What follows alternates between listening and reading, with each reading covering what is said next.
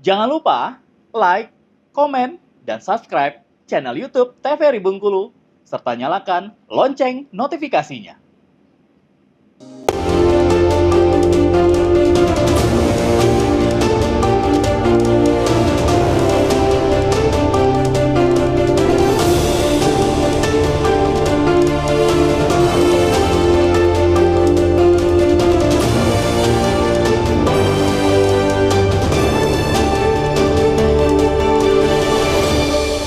Terima kasih Anda masih bersama kami di Berendo Ruang Konsultasi. Pemirsa, langsung saja kita lanjutkan terkait dengan laktasi. Nah, mungkin Siva ingin bertanya ke Mbak Febra dulu nih Mbak. Tadi kan ada disebutkan bahwa ada titik-titik yang harus ditekan atau dimasas ya Mbak ya, kalau misalnya pada payudara.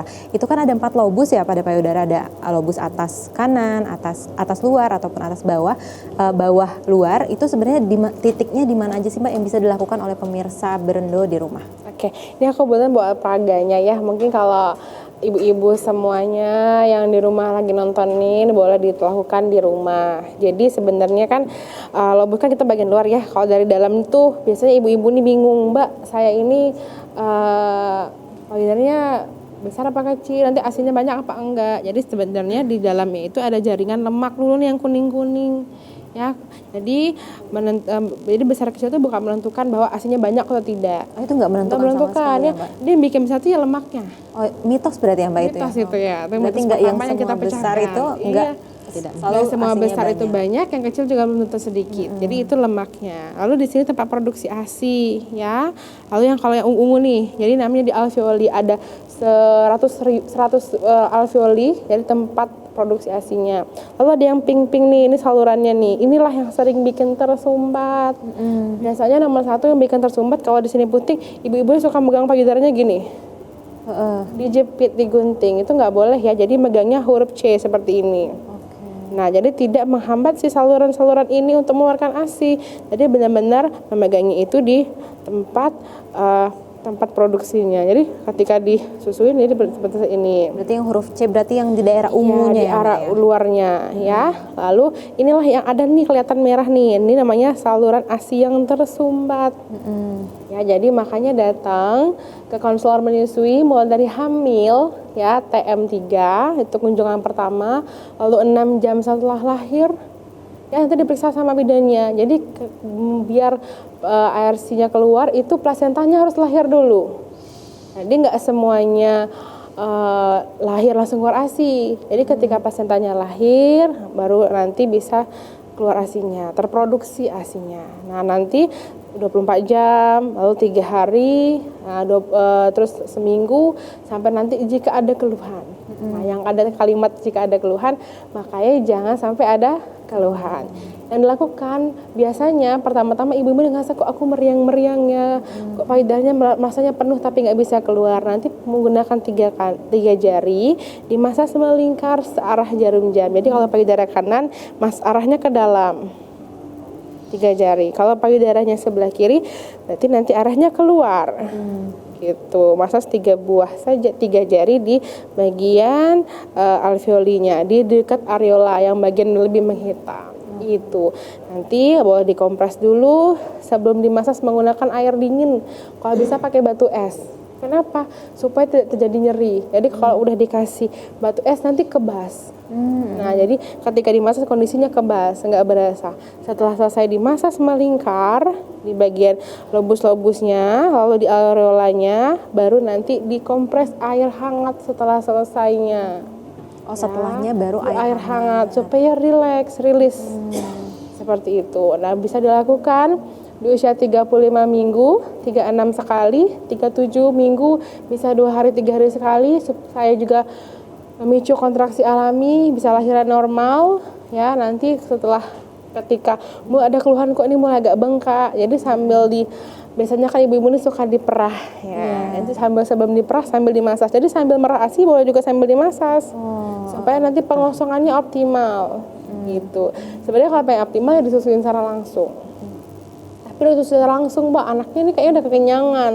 Jadi jangan didiemin aja kalau udah anak bayinya kekenyangan, tetap diperah sambil dimasas secara melingkar saja dengan 3 jari gitu. Oke, tapi untuk metode yang paling baik memang ternyata secara langsung atau direct breastfeeding tadi. Iya, ya, direct Mbak, ya? breastfeeding. Oke, mungkin Siva ke Bunda dulu nih Bun, terkait dengan inisiasi menyusui dini. Ini juga terkait sumbatan, seringkali dikaitkan dengan sumbatan karena posisi yang salah. Sebenarnya gimana sih Bun posisi yang paling baik untuk inisiasi menyusui dini atau menyusui untuk ibu-ibu di rumah yang udah ada bayi nih, untuk newborn? Ya, terkait benar kata Mbak Sipa, terkadang masyarakat itu masih banyak yang salah ya. Terkait kalau IMD itu imunisasi menyusui dini itu tentu bayi yang baru lahir. Segera. Misalnya lahir, ditolong oleh bidan, dijepit, potong tali pusat, ganti kainnya, ditaruh kalau normal ya, ditaruh di perut ibu. Nah, dalam kondisi memang bayi itu kering, terlungkup. IMD itu melungkup di dada ibu skin to skin, jadi dada bayi menyentuh dada ibunya langsung.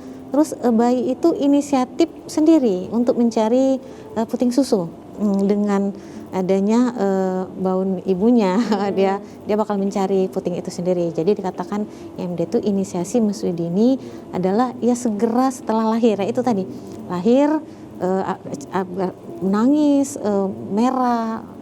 Terus tali pusatnya kita dipotong oleh petugas, terus ditaruh di dada ibu. Nah, itu namanya inisiasi menyusui dini.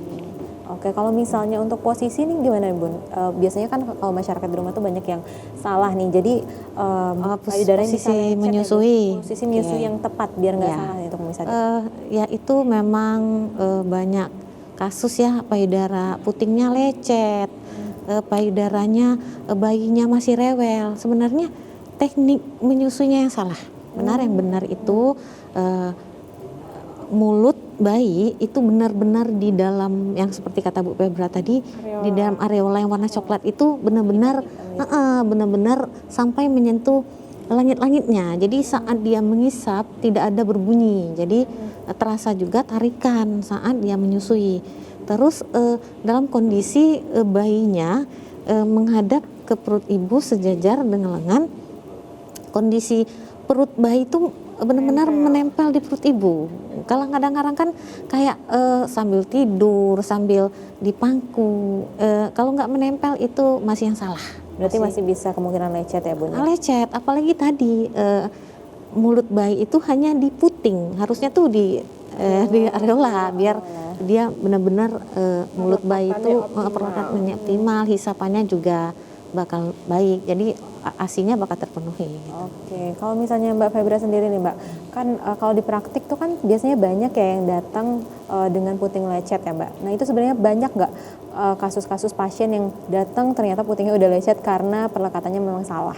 Ya banyak sekali, masalahnya best seller ya, puting lecet, kandungan ASI, baru yang terakhir bingung puting, itu best seller. Sebenarnya banyak lagi kalau kita bahas ya, biasanya itu karena pendekatannya kurang optimal ya, jadi mungkin ibu-ibu yang sudah punya anak yang udah ngerasain, oh waktu gadis kok itu nggak terlalu menghitam, ternyata kok areolanya kok tambah hamil tambah hitam, ternyata itu tuh sebenarnya mukjizat loh dari Allah.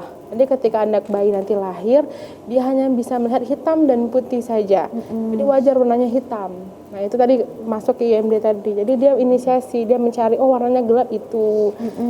Jadi benar-benar di bagian areola itu 3/4-nya harus masuk. Terus bibirnya jebel, saya suka mencontohkan gitu ke pasien. Jadi puting itu benar-benar masuk, dagunya nempel seperti ini, hidung bayi nempel sama payudara. Jadi takut bayinya nempel, takut ketutup hidungnya, nggak usah takut.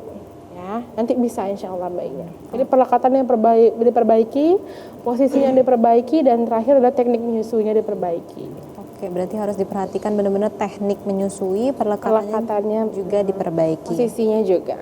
Oke, kalau misalnya kan ada juga Mbak disebutkan masyarakat di rumah ini terkait dengan pijat oksitosin ya. Sebenarnya itu sama nggak Mbak dengan acupressure untuk pijat oksitosin dan juga acupressure? Oke, sebenarnya itu tuh sama saja. Jadi bahasa yang mudah diterima masyarakat itu kadang kalau kita bilang teknik marketing salah pula ya. Jadi namanya ada acupressure, ada massage, ada akupuntur. Cuma kalau akupuntur kan menggunakan tadi yang bertanyakan ya, menggunakan alat bantu. Kalau acupressure itu dengan pijatan sama dengan massage oksitosin. Intinya merangsang hormon oksitosin. Kalau hormon prolaktin nggak bisa dirangsang pakai massage. Dia harus direct breastfeeding. Tadi yang Ibu bilang tadi kan, jadi harus nyusu langsung. nyampein ke hipotalamus, oh ini memberi perintah. Adik bayi butuh ASI jadi produksinya banyak. Jadi ASI itu sama kayak produksi barang di perusahaan.